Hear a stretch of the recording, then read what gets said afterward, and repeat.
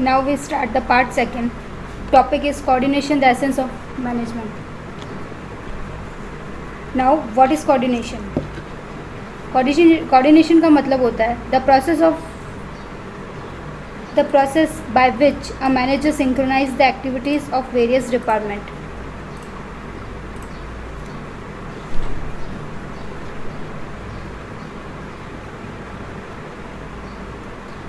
ये actual definition the process by which a manager synchronize the activities of different department.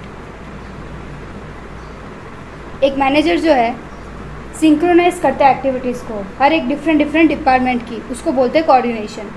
अब synchronise का मतलब क्या है? सबको एक साथ लेके चलना. सबको एक साथ लेके चलना मतलब कोऑर्डिनेशन. हम लोग कह सकते हैं कि मैनेजमेंट के अंदर कोऑर्डिनेशन नेसेसरी है. कोऑर्डिनेशन नहीं होगा तो मैनेजमेंट नहीं होगा. सबको एक साथ लेना ही, एक साथ लेके चलना ही कोऑर्डिनेशन है. अगर मैनेजमेंट के अंदर कोऑर्डिनेशन नहीं है तो मैनेजमेंट इनकम्प्लीट है. नेक्स्ट एक और पार्ट कह सकते हैं कि coordination is the force that bind all the other functions of management. Coordination एक ऐसा फोर्स है जो सारे फंक्शंस होते हैं उसको बाइंड करके रखता है. एक से दूसरा फंक्शन जुड़ा हुआ रहता है. एक कंप्लीट होगा तो सेकंड में जाएगा, सेकंड कंप्लीट होगा तो थर्ड में जाएगा, और सारे ही फंक्शंस में कोऑर्डिनेशन ज़रूरी है. अब जैसे हम लोग इसकी डेफिनेशन में देख लेते हैं. डिफरेंट डिपार्टमेंट का मैंने आपको बताया ही था कि बहुत सारे डिपार्टमेंट होते हैं. जैसे फाइनेंस का अलग, मार्केटिंग का अलग, सेल्स का अलग, हर एक का अलग अलग डिपार्टमेंट होता है. तो सारे डिपार्टमेंट्स में भी कोऑर्डिनेशन ज़रूरी है. कोई भी डिपार्टमेंट हो, हर किसी डिपार्टमेंट में कोऑर्डिनेशन ज़रूरी है. कोऑर्डिनेशन नहीं होगा तो मैनेजमेंट भी नहीं होगा.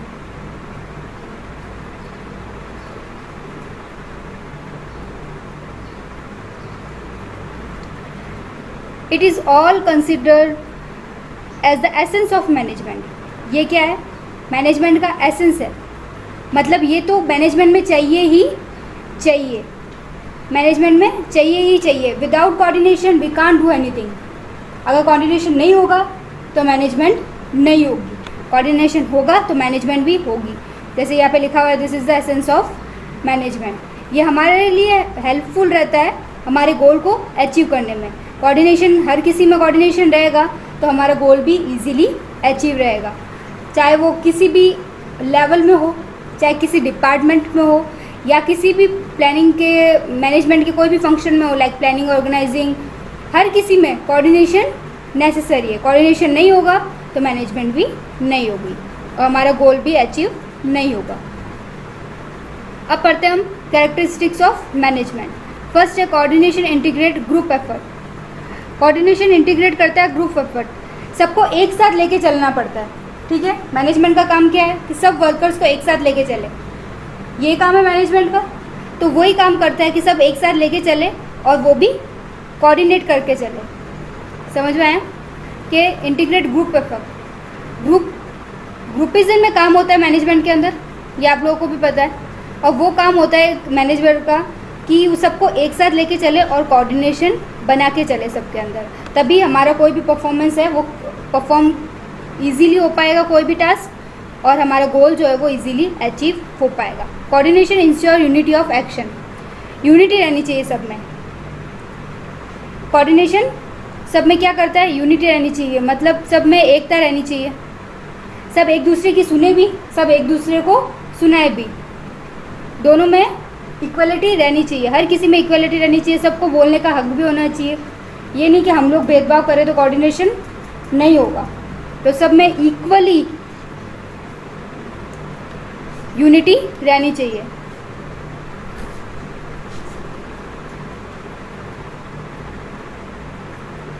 The binding force between department and ensure that all action is aim to achieving. मतलब कोई भी हम लोग एक्शन ले वो हमारा क्या अचीव करने के लिए, हमारा गोल अचीव करने के लिए होना चाहिए. ठीक है, कोऑर्डिनेशन यही सबसे इम्पॉर्टेंट चीज़ हम लोगों को मैनेजमेंट में सिखाता है कि हमारा गोल अचीव करने के लिए हम हमारा टास्क कर रहे हैं तो हमें कोऑर्डिनेशन रखना बहुत ज़रूरी है. Coordination is a continuous process. ये कंटिन्यूस प्रोसेस रहेगा हर किसी में, हर वक्त. जब तक बिजनेस रहेगा तब तक कोऑर्डिनेशन रहना ज़रूरी है. कोऑर्डिनेशन नहीं होगा तो बिजनेस भी नहीं होगा। ये कोई वन टाइम फंक्शन नहीं है कि एक बार किया तो हो गया। इसको लाइफ टाइम जब तक बिजनेस रहेगा हर एक फंक्शन में, हर एक डिपार्टमेंट में कोऑर्डिनेशन ज़रूरी है। Coordination is all pervasive function. All pervasive जैसे मैनेजमेंट में हम लोग पढ़ा, मैनेजमेंट भी ऑल परवसिव था, तो कोऑर्डिनेशन भी ऑल परवसिव है। हर जगह मतलब ये नेसेसरी है कोऑर्डिनेशन को रखना। कोऑर्डिनेशन होगा तो बिज़नेस है, कोऑर्डिनेशन नहीं है तो बिज़नेस भी नहीं है। चाहे वो कोई भी डिपार्टमेंट हो, कोई भी लेवल हो, हर जगह पे हमें कोऑर्डिनेशन चाहिए। मैनेजर्स को अपने वर्कर्स के साथ भी कोऑर्डिनेट करना पड़ेगा और वर्कर्स को भी अपने कॉम्पिटिटर्स के साथ कोऑर्डिनेट करना पड़ेगा, और अदर वर्कर्स है उनके साथ भी कोऑर्डिनेट करना पड़ेगा। तो हर किसी को हर किसी के साथ कोऑर्डिनेशन करना पड़ेगा। हम लोग जैसे हमारे घर में भी देखते हैं, हम लोग हमारी मम्मी की कहना मानते हैं। क्यों मानते हैं? डांट पड़ती है इसलिए। और या फिर ये भी होता है कि घर को सिस्टमेटिक चलाने के लिए वो सही बोल रही है, तो इस वजह से भी हम लोग उनका कहना मानते हैं। तो कोऑर्डिनेशन उसमें भी कहीं ना कहीं आता ही है। तो हर लेवल हो, कुछ भी लाइफ में कुछ भी हो, किसी भी जगह पे कोऑर्डिनेशन ज़रूरी है। Coordination is responsibility of all managers.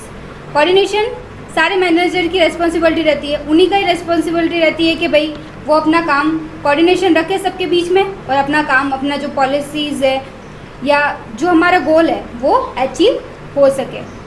इसलिए मैनेजमेंट में हर लेवल पे कोऑर्डिनेशन ज़रूरी है, और ये मैनेजर का ही काम होता है कि वो कोऑर्डिनेशन सब में रखे, समानता सब में रखे।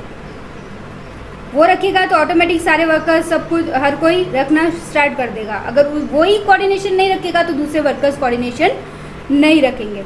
Coordination is a deliberate function. Deliberate function का मतलब मोस्ट इम्पॉर्टेंट, और ये हर किसी को चाहिए ही चाहिए। डिलिबरेट का मतलब होता है मोस्ट इम्पॉर्टेंट और हर किसी को चाहिए ही चाहिए। तो कंपनी के अंदर भी कोऑर्डिनेशन तो चाहिए ही चाहिए, मस्ट नेसेसरी है। कोऑर्डिनेशन नहीं होगा तो काम भी नहीं होगा। तो हमें कंपनी के अंदर कोऑर्डिनेशन तो चाहिए ही चाहिए एट एनी हाउ। कोऑर्डिनेशन रहेगा तो काम अच्छे से होगा, अदरवाइज काम अच्छे से नहीं होगा। अब इम्पोर्टेंस ऑफ कोऑर्डिनेशन। कोऑर्डिनेशन की क्या क्या इंपॉर्टेंस होती है? Growth in size. अब ग्रोथ इन साइज मतलब कोऑर्डिनेशन रहेगा तो हमारा बिजनेस ऑटोमेटिक ग्रो करेगा, उसकी साइज़ बढ़ेगी। ठीक है, कोऑर्डिनेशन जितना अच्छा रहेगा बिजनेस उतना ज़्यादा इम्प्रूव होगा, उसकी ग्रोथ उतनी ही होगी, मार्केट में उसकी डिमांड उतनी ही होगी प्रोडक्ट की, या कह सकते हैं उसकी कंपनी की रेपुटेशन जितनी जितनी बढ़ेगी ऑटोमेटिक उसकी प्रॉफिट भी उतना ही बढ़ेगा। तो जैसे जैसे बिजनेस में कोऑर्डिनेशन अच्छा होगा वैसे वैसे बिजनेस की ग्रोथ भी अच्छी होगी। सब हर कोई पर्सन एक दूसरे से अलग होता है, हर का पॉइंट ऑफ व्यू भी एक दूसरे से अलग होता है, लेकिन सबको खुद का पॉइंट ऑफ व्यू रखना भी आना चाहिए और दूसरे का समझना भी आना चाहिए, तभी कोऑर्डिनेशन इजी रहता है। Functional difference. फंक्शनल डिफरेंशिएशन मतलब होता है जैसे हम लोगों को पता है, हम लोगों ने डिपार्टमेंट्स को डिवाइड किया है, हर किसी को डिवाइड किया अलग अलग पार्ट्स में, तो हर एक अलग अलग पार्ट्स में भी कोऑर्डिनेशन ज़रूरी है। इसमें यही बताया हुआ है कि हर एक पार्ट में कोऑर्डिनेशन ज़रूरी है। जैसे finance, production, marketing, human resource, सब पार्ट्स में कोऑर्डिनेशन ज़रूरी है और इनको भी एक दूसरे से कोऑर्डिनेट करना ज़रूरी है। जैसे फाइनेंस नहीं होगा, पैसा नहीं होगा तो प्रोडक्शन नहीं होगा, और प्रोडक्शन हो गया तो प्रोडक्शन नहीं हुआ तो मार्केटिंग कैसे होगी, अब मार्केटिंग नहीं होगी तो हम ह्यूमन रिसोर्स का यूज़ कैसे लेंगे, हमारा सेल कैसे होगा। तो मतलब हर एक दूसरे से जुड़ा हुआ है, और हर एक जुड़ा हुआ है तो हर किसी में कोऑर्डिनेशन ज़रूरी है।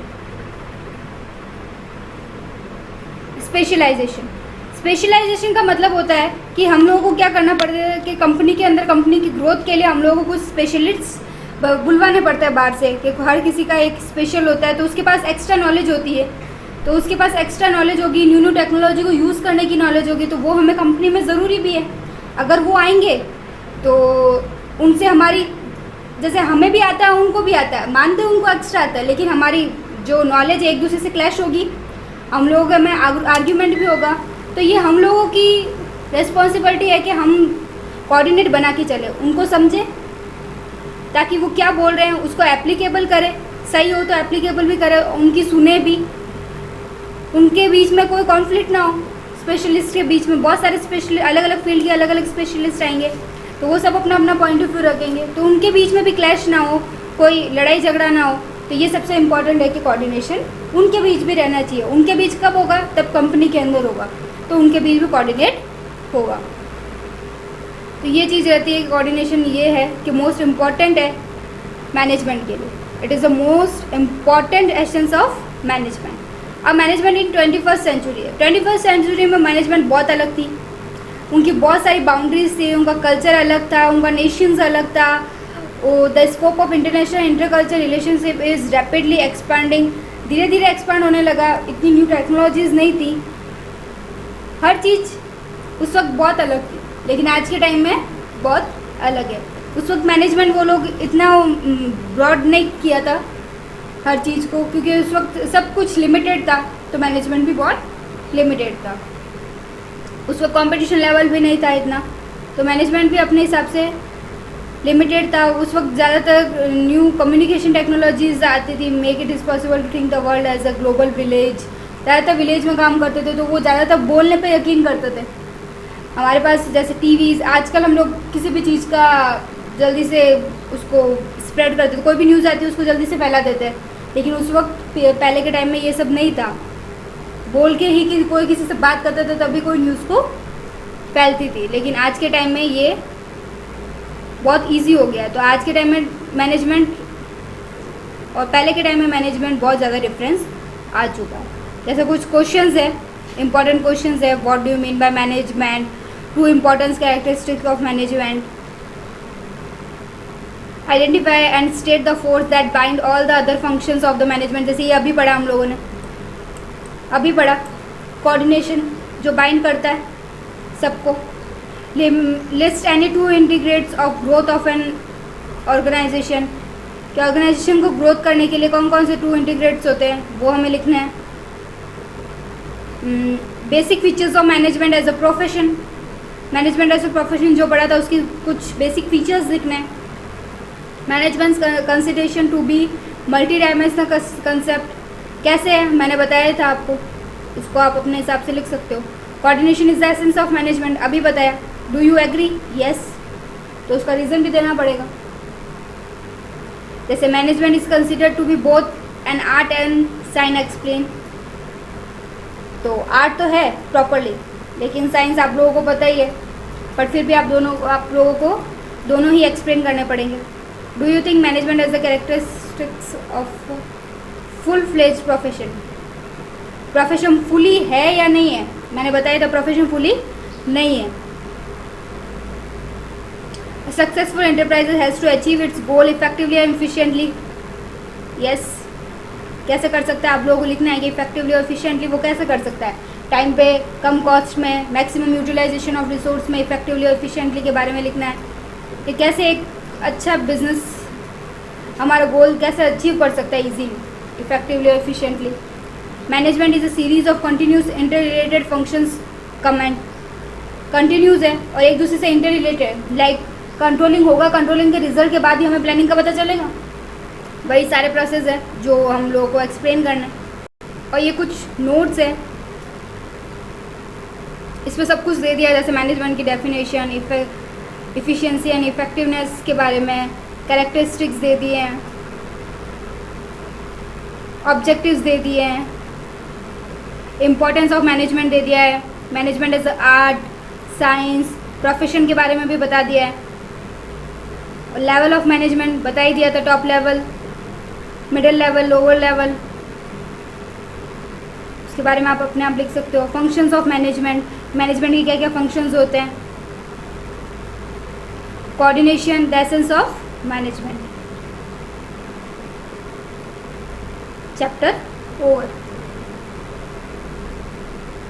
Okay, thank you.